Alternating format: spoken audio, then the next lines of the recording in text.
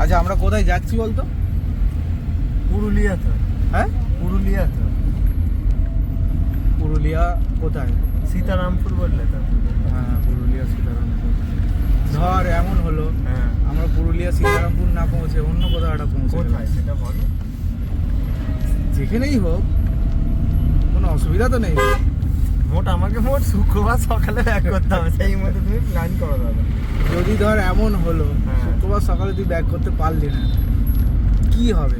কি হবে বলতে অশান্তি হবে তুমুল। কি ঠিক অশান্তি? আছে, অশান্তি মানে ঘরে প্রচুর অশান্তি হবে। কিরকম অশান্তি সেটাই তো জানি। মানে এই হুসাস করে এই যাওয়াটা পুরো আমার বিরুদ্ধে সবাই। আচ্ছা ঠিক আছে, আচ্ছা তুই এরকম হুসাস করে জীবনে কত বেরিয়েছিস? বেরোতে দেয় না তো আমাকে।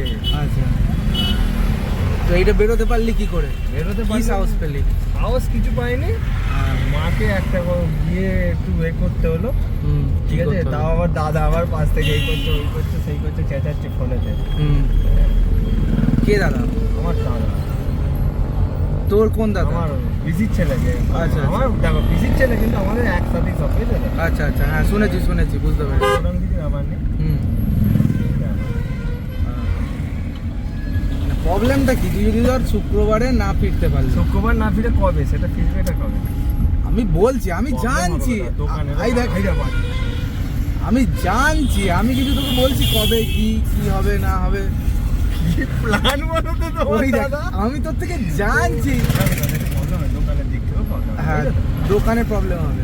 তুই ধর দোকান চালাচ্ছিস কত বছর হলো? এই দেখ এইগুলো আমি জানছি। দোকানে আমি ধর না, তুমি আমায় ক বছর দেখছো বলো? তো অনেক বছরই হলো, অত গুনিনি, মোটামুটি ধর 10 বছর আমি আছি। 10 বছর আছিস। তাহলে আমি হ্যাঁ মোটামুটি ধর না 6-7 7 বছর। হ্যাঁ 6-7 বছর হবে না, 7 বছর 7-8 বছর 7-8 বছর হবে। তো তারপরে এই ধর 10 বছরের মধ্যে তুই কি করেছিস? ঘোরা বেরোনো।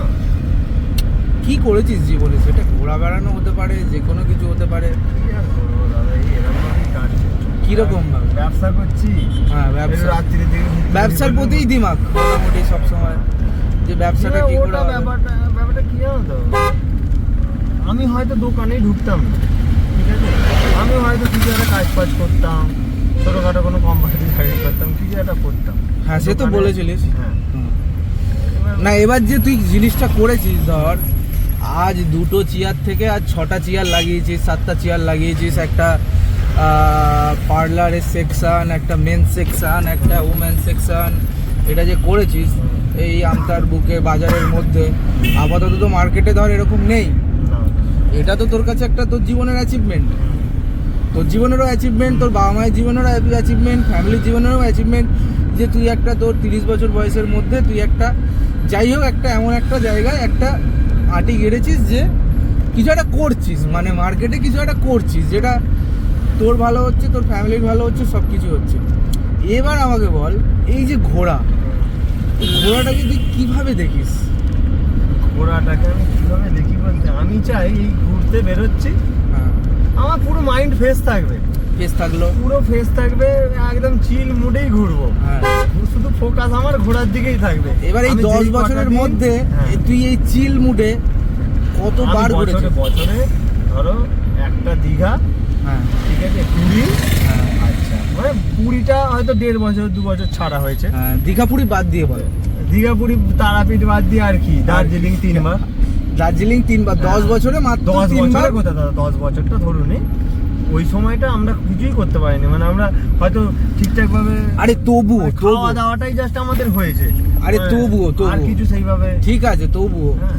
মোটামুটি ধর না, মোটামুটি আমি ধরছি জীবনে মোটামুটি 3 বার দার্জিলিং গেছিস, মোটামুটি 6-7 বার দীঘা, তার বেশি 6-7 বারে বেশি, 10 বার দীঘা, কি বা 20 বারই দীঘা, ওইটা আমার বেশি। বেশি হয়ে গেল। আচ্ছা তাহলে পুরী কতবার? 8 বার গেছি। 8 বার পুরী? না দীঘা 8-10 বার দীঘা হয়ে যায়। পুরী কতবার?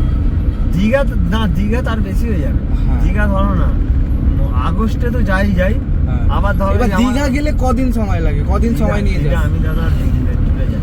2 দিন মানে একদিন গেলি, বুধবার গেলাম, সকালটায় বুধবার গেলাম, বৃহস্পতিবার কাটিয়ে কোনো সময় হয়তো বৃহস্পতিবার রাতেই ব্যাক করেছি, আচ্ছা। কোনো সময় হয়তো শুক্রবার স্নান টান করে খাওয়া দাওয়া করে শুক্রবার বিকালের মধ্যে ব্যাক করেছি, এরকম মানে সন্ধ্যের মধ্যে আমতা ব্যাক, এরকম ট্যুর আছে। আচ্ছা, এবার তুই আমাকে একটা কথা বল, এমন একটা জিনিস ধর ধর 4-5টা জীবনেও তুই পাবি কি দেখতে কোনো গ্যারেন্টি নেই, তোর এই জীবনে অপরচুনিটি এসেছে। কুম্ভ মেলা আমি বলছি তোকে কুম্ভ মেলায় কেন চলে গেলি, আরো আছে, কুম্ভ মেলায় কেন চলে গেলি তুই? জালি তুই তুই কি করবি? তুই যে এই যে ধর তুই যে এত তোর মোহ মায়া এইগুলোকে ত্যাগ করে তুই কি সেই অপরচুনিটিটা নিবি? হ্যাঁ, নেয়াই যায়, নেয়াই যায় কি যায় না? কিন্তু সেইটা আবার কদিনের প্যাকেজ হবে। ধরো আমার ধরো শনিবারে না, এবার আমাদের একটা পুজো আছে দাদা হ্যাঁ, বাড়ি, বুঝেছো তো? হ্যাঁ, মানে পুজোটা মেলা বাড়িতে বসে দেওয়ার কথা। হ্যাঁ। মানে এইটা অনেকদিন থেকেই ফিক্সড হয়ে আছে, সব কিছু বলা সব কিছু আছে, মানে বাউন ঠাকুর থেকে আরম্ভ করে আচ্ছা, এই স্টেট কমিটিকে আমাদের একটা মানে মাকে একটা, তোমাকেই বলছি, একটা জুয়েলারি বুঝেছো তো? আচ্ছা, একটা দিয়ে একটা মানে মানসিকের যেটা পুজো হয়, আচ্ছা, বুঝতে ওটা পারছি। হচ্ছে শনিবার দিন ডেট ফেলা হয়েছে। এবার মেলা বাড়ির কাজ চলছে, এই সব দিন কোন দেখে ওই শনিবারে ডেটটা ফেলা হয়েছে, এই হয়ে গেছে ব্যাপার। ওই জন্য আমি তোমায় বলছি, এবার শুক্রবার- ধর শুক্রবার শনিবার তুই ফিরতে পারলি না, ধর হয়ে গেল, জীবনে ধর হতেই পারে কোনো একটা এই জিনিস উল্টো হয়ে গেল, কোনো একটা কথা, সবাইকে তুই কথা দিয়ে কথা রাখিস, সেটা তো হয় না। ধর বেরিয়েছিস রাস্তায়, তোর 1-2 দিন হয়তো এদিক ওদিক হয়ে গেছে এখন, তাহলে কি তোর জীবনটা নষ্ট হয়ে যাবে? তোর সব শেষ হয়ে যাবে? নিশ্চয়ই হবে না তো। তুই কি অনেক দুঃখে পড়ে যাবি? না, তুমি দাদা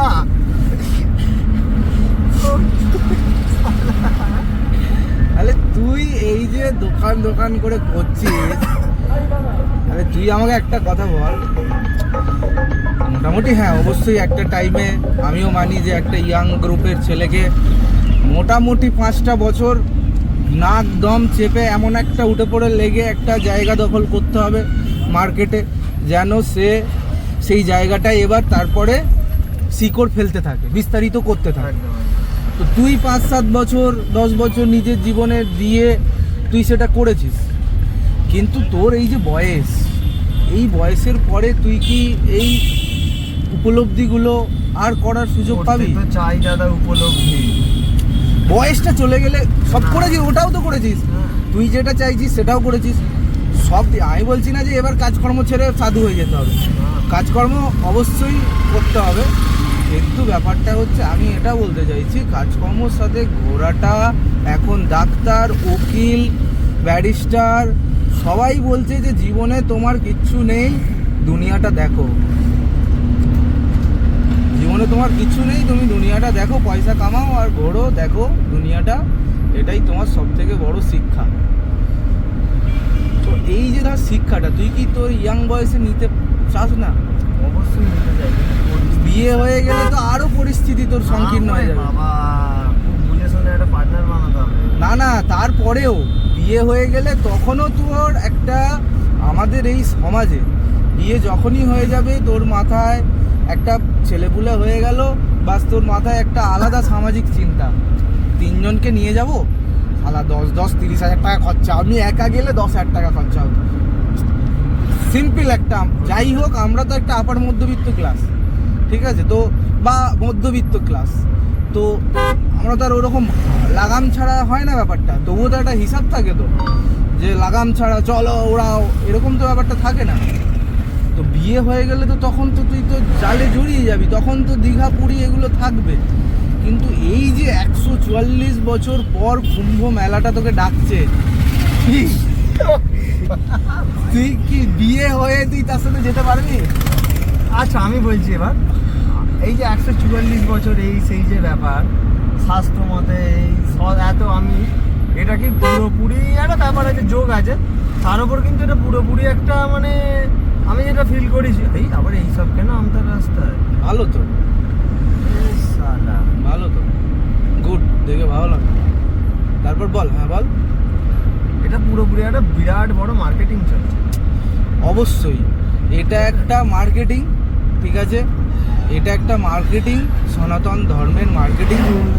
কিন্তু মার্কেটিং হলেও এই কুম্ভ মেলা আমাদের যত পৌরাণিক পুঁথি আছে সমস্ত পুঁথিতে পুঁথিগত আছে। সেই পুঁথিগত অরিজিনাল ব্যাখ্যাটাকে নিয়ে মার্কেটিং করা হচ্ছে, অবশ্যই করা হচ্ছে, যাতে ওই স্টেটে এই ইভেন্টটায় গোটা ওয়ার্ল্ড থেকে এত লোক আসে যেন ওই স্টেটের মুখ্যমন্ত্রী যেন গর্ব করে বলতে পারে যে আমি এই ইভেন্ট এরকমভাবে করেছি, দেখো এত এরকম ব্যাপার।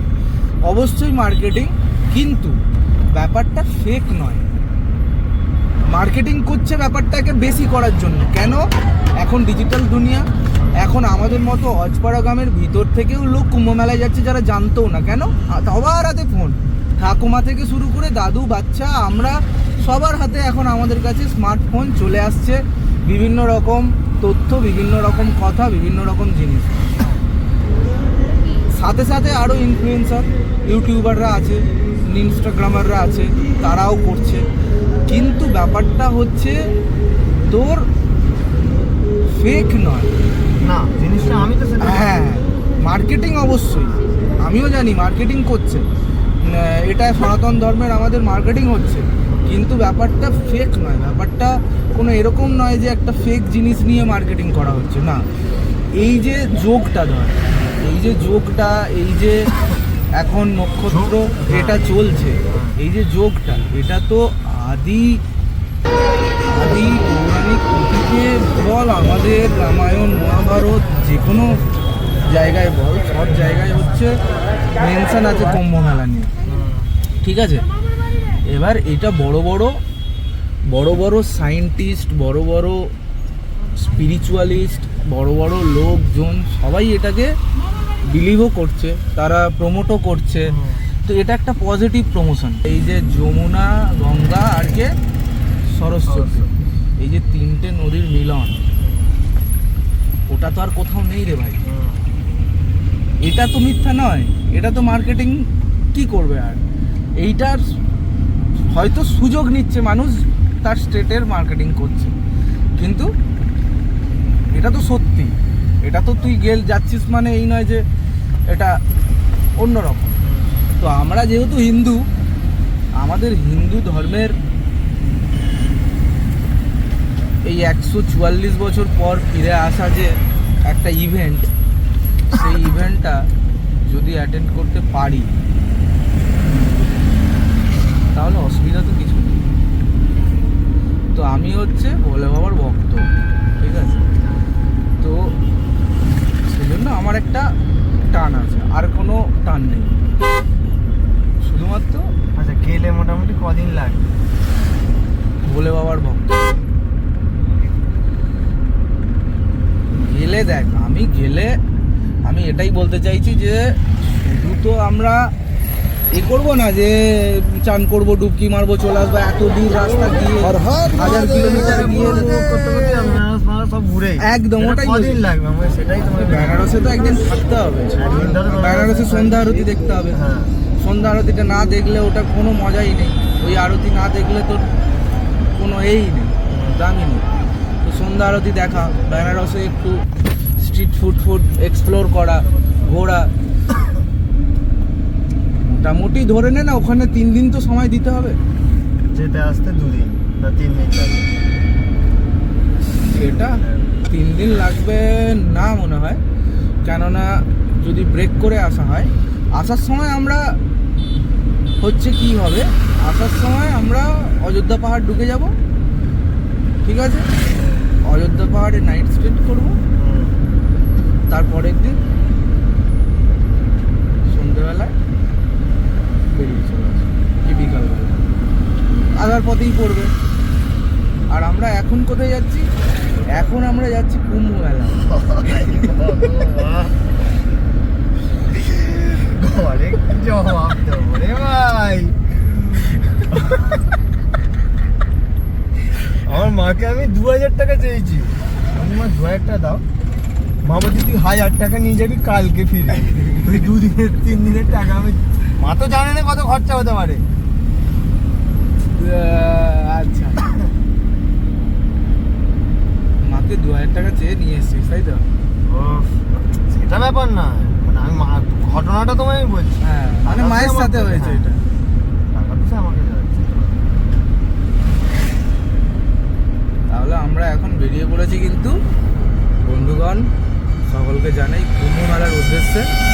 আমরা 3 পার্টনার, এখানে সিদ্ধার্থ পরামানিক, পিছনে মৈত্রী হাজরা মণ্ডল আর আমি বিজয়ন মণ্ডল। আজ ডেট হচ্ছে ফেব্রুয়ারি মাসের 4 তারিখ, তাই তো? 4 তারিখ তো? ফেব্রুয়ারি মাসের 4 তারিখ আমরা বেরিয়েছি আমতা থেকে। সকলকে জানাই অনেক অনেক ভালোবাসা, এবং কুম্ভ মেলা কেমন আমরা ঘুরছি কি করছি এগুলো ক্যামেরাবন্দি করতেই থাকবো। কবে তোমরা দেখতে পাবে জানি না, কিন্তু পোস্ট হবে। তো চলো, এখন আমরা আমতায় আছি, কোথায় থাকবো কি করব নো প্ল্যান, ঠিক আছে? তো এই ছেলেটাকে হচ্ছে বিশেষ করে আমার একটা মাথায় বুদ্ধি এলো, অযোধ্যা যাওয়ার ছিল আমার, বিশেষ করে হচ্ছে জীবনের এই স্বাদটা আমি দিতে চাই। তো খুব ক্লোজ ভাই, বন্ধু, দাদা, সব কিছুই একটা। তো ওকে একটা জীবনের আলাদা স্বাদ দিতে চাই। তো সেই স্বাদটা ও পাবে না আমার সাথে ছাড়া, আর কারোর সাথে ও করতেই পারবে না, কারণ আর কেউ ওকে সেই এটা দিতেই পারবে না, সেই স্পিরিটের একটা ব্যাপার থাকে। তো সেই জন্য হঠাৎ করে আমার মাথায় প্ল্যানটা এসেছে। তারপরে আমি তো এরকমই, তারপরে চলো এক্সিকিউট করা যাক। যেহেতু আমাদের ঘোড়া আছে, ঘোড়ার পিঠে চেপে আমরা টুকটুক করে ঠিক পৌঁছে যাবো। কখন পৌঁছাই আর রাস্তাঘাটের কি আপডেট আছে আমরা ক্যাপচার করে দেখাতে থাকবো তোমাদেরকে। চলো, টাটা।